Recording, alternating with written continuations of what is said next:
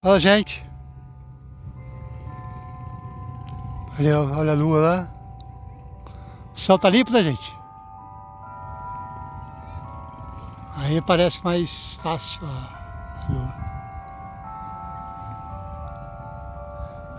Olha a igreja tocando sino. Agora são 6 horas, gente. Agora são 6 horas da tarde, domingo. Tô gravando aqui um fim de tarde, né, gente? Começo de noite de domingo. Olha aí. É isso aí, a gente sempre tá por aí fazendo vídeo, né, gente? E o dia começa, o dia começa clarinho, na hora que você olha já tá de noite. E assim vai passando a vida, né, gente? Hoje tirei pra fazer esse vídeo aí. Impressionante. A igreja se sinta tocando, gente. É ali na igreja Nossa Senhora da Agonia. Vou aumentar aqui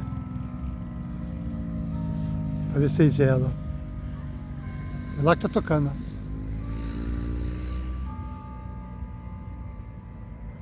Tá vendo? 6 horas da tarde.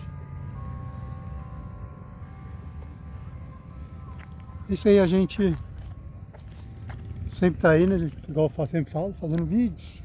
Dias vai, dias vem. O tempo vai passando, né, gente? E a gente tem esse privilégio aí de estar vivo, né? É isso aí, gente. Inscreve no canal. A vida nossa é um sobrenatural, né, gente? É uma coisa de Deus, vai lá a lua. Céu limpinho, gente. E é isso aí. Fazer esse vídeo curto hoje, porque tá tocando o sino da igreja lá. Espero que esteja pegando aí na câmera. É isso aí, né? Um abraço a todos, gente. Então, a gente sempre tá postando vídeo aí, gente, nos shorts. Sempre vai estar postando vídeos aí. Segue nós aí. Curte. Inscreve aí no canal. E é isso aí, a gente sempre que puder vai estar aí fazendo vídeo pra galera, beleza?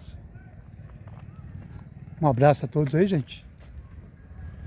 E até o próximo vídeo, né? Esse vídeo aqui mostrar aí o fim de tarde, começo de noite, domingo aqui em Itajubá. E é isso aí, né?